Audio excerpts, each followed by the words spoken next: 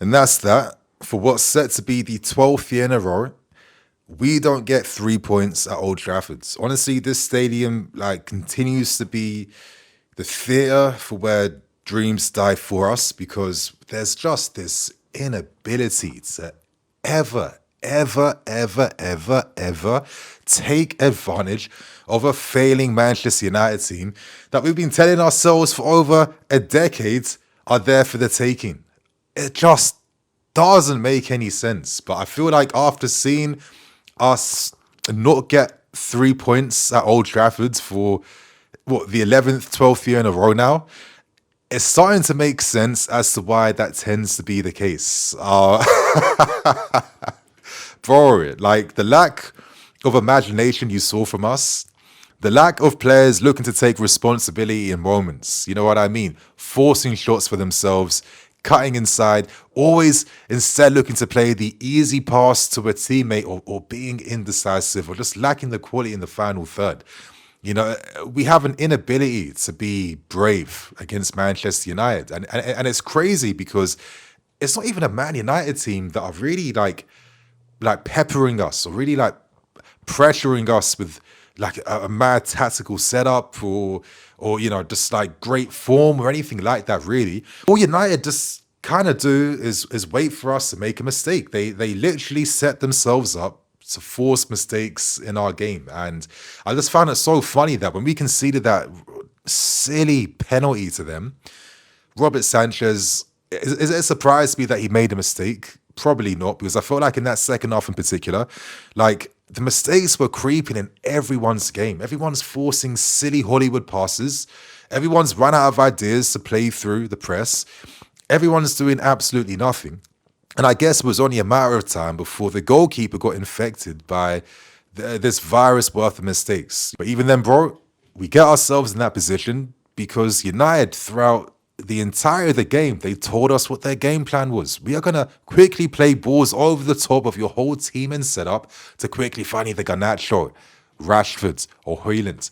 Højlund, you know, he's playing by the numbers type of game where he'll make that same run to stretch us wides, left, right, 100 times if he has to, because as long as he gets it right once, he's done his job today. And that's what he did. And of course, Sanchez took the bait and gave away a silly pen. And honestly, from that point on, I felt like emotionally, I just felt dejected. Maybe I've got the wrong attitude for these games. Maybe I've got too many like personal towards Manchester United. Listen, I grew up during a time when they were like one of our main rivals, and for so many seasons, I get frustrated by luck going their way. Your Fergie times, refereeing decisions constantly in favour United's, clear cheating behind the scenes that will never be revealed. It's always been a bit personal with me and Manchester United because it's like, listen, to the day I die, I want us to always be better than them. And I want to right the wrongs I felt when I was a kid, right? So the fact that we still struggle to do that, it does hurt a little bit. I'll be honest with you. And it honestly just feels like at this point, until we can show that we're a team that can come to Old Trafford and get a win, we'll never be ready to really mount a serious title challenge. But it will always be pretenders. I think this game was a reminder that we're doing a lot of things right, a lot of things good, but we'll continue to improve and get better under Maresca 100%. But it does still feel like in my heart, we're a team that probably is like another season away from really being properly serious towards being ready for this title challenge. Listen, we get a point. It's better than nothing. Of course, we had more aspirations and ambitions when City lost, when Arsenal lost as well. So you're thinking, yo, we can come here when United are managerless right now and we can maybe do something. And if we get a result here, imagine the confidence we're taking forward. These moments, these storylines, that they always appear against this club called Manchester United. And we just have a new historical inability now to ever really take advantage of that. Now, I mean, that's me moaning and ranting out the way.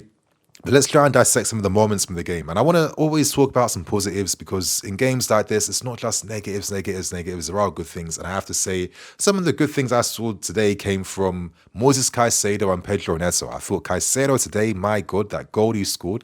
As I was saying before, I kind of lost hope after United scored. I'm just like, I've seen this script before, man. I've seen this script, this really crap, boring scripts. You know, they're milking this franchise out now. We know how it's going to end. And then all of a sudden, Caicedo comes out from nowhere, showing football quality. Superb first time volley. Like, he's got that in his game. I've always felt like, listen, can he show me that he's got that Michael Essien with his shooting? We saw that mad goal against Brighton at the end of last season, one of the best goals we've seen in recent times. The technique to get his foot over the ball then, first time, bottom corner. If that shot had to be perfect, otherwise Onana's getting there. That was technically executed perfectly. I thought he was really good today. I thought it was very competitive. A lot of good things came from Moises doing his Kante role of dispossessing United in their half, releasing it to teammates, trying to add some tempo on our game, not being afraid to switch the ball when the moments came, trying to release man early on. He really gave a good account of himself in this game today. And big credit goes out to him. And for the other guy, I'm going to give it to Pedro Neto. I felt like, listen, the only annoying thing, which is nothing to even do with Neto, was the fact that in the first half, it felt like the team forgot about Neto for like 25 minutes of the game. I'm just like, bro, every time he's on the ball, he's turning, he's sharp, he's lively, he's energetic, he's looking to make things happen. He seems like, I'm confident today against United. And he should be, because when he was at Wolves, he would relish these games against the big clubs and he would step up every single time. The moment we realized, maybe Neto, we should be playing things towards him more, I feel like he was creating a lot for us. And if he wasn't, he was forcing so many free kicks. I think one of my favorite moments in the game actually was that free kick he won off Casemiro. It was like peak Eden Hazard. It's like, you know what, you idiot? I know you're going to make that tackle right now. I'm going to make your life really annoying. And he just gets in front of him. And you see Casemiro's reaction. And I love that with all his experience, like being in this game for so long, like you can still get spun at any time at this level, which I just found pretty funny. But I thought he gave a really good account of himself. And you know what, low-key, I'll probably give it to Wesley Fofana too. Now, I want to make this point about Fofana, and I hope you guys maybe like respond in the comments. I hope I'm not just like waffling and talking there, but you know what I think about Wesley? I feel like when he matures, when he peaks at like 25 to 27, I think this guy could be clear in the league, but I feel like he does the right things. He just doesn't execute it perfectly. Like, there was a moment near the end of the game when he was doing that, trying to defend the counter-attack against Xerxes. And he did really well to put Xerxes off the shot right. But then he didn't, command the situation where he wins the ball back and then possession is back on our side. It kind of, bumbles off him, rebounds back to another United player. But then Fofana gets there to poke his leg out a bit. But then he doesn't control the situation again. It then bounces off to another player. But in the end, the situation was saved. And of course, without his involvements, it could have been peak for us. It's like the execution of the moments isn't like 10 out of 10, if you know what I mean. Maybe I'm being too purist, but I just think to myself, as he matures, he can do what the big defenders are doing, like your Van Dijks, your Bastonis, all these types of guys that command their areas when they win it. I feel like Fofana has that in his locker. And he can be that guy eventually. And I got sympathy, bro, because he's 23 years old, and he's essentially missed out on 2 seasons worth of football already. So essentially, he's playing at the equivalence of a 21-year-old for me. But I'll give him some credit today because he was forced into constantly having to make runs in behinds, running back to goal to defend counterattacks time and time again. United were looking to exploit our high line. They were looking to run in behinds, and it's a shame that one of the moments for Højlund where he evades Fofana, I guess due to the sheer amount of balls United kept playing, can I expect Fofana to be perfect in every single situation? Probably not, but I still think he gave a good account of himself, application-wise, and just sheer force of will to at least prevent as much danger as possible. So he'll get some credit from me. But I think outside of that, man, we saw some crap performances today. I think Cole Palmer, a bit inefficient in the game today, a bit indecisive in particular. There was that one moment where you're thinking to yourself, are you either going to take the shot or release it to Nico? And he made that dreaded mistake all players do of doing nothing and being caught in the moment. I thought maybe Noni as well, application, but not much end products, which was a bit disappointing. Not much end products. A lot of times he's tripping over himself when he's committing to taking on a man, or just I don't know, like being too predictable. Instead of like looking to take a shot for yourself, you're just playing the cutback cross. And Mazrari was just reading it time and time again for fun. Like there was even one moment when Mazrari just preempted what Madueke was going to do perfectly in the first half. And he already closed down the angle by sliding before Noni even thought to play the cutback. So that was a little bit disappointing there. And I don't know, Nico was quiet, but then again, when you're a striker, you do need service from your teammates. And I feel like a lot of times his runs weren't getting found or man weren't playing it to him and they should have. So I don't know. There wasn't enough ultimately for us to say that we deserved to win this game. And maybe you'll say the same thing for Manchester United. And maybe a draw was a fair result for both teams. And it's just funny how this game went in terms of how both teams got their goals. United profited from their spam balls over the top, finally bearing fruit. And our only threat in this game came from set pieces. And like one of the worst set pieces of the game, it led towards a goal with Moises Caicedo's, superb first time volley bottom left corner.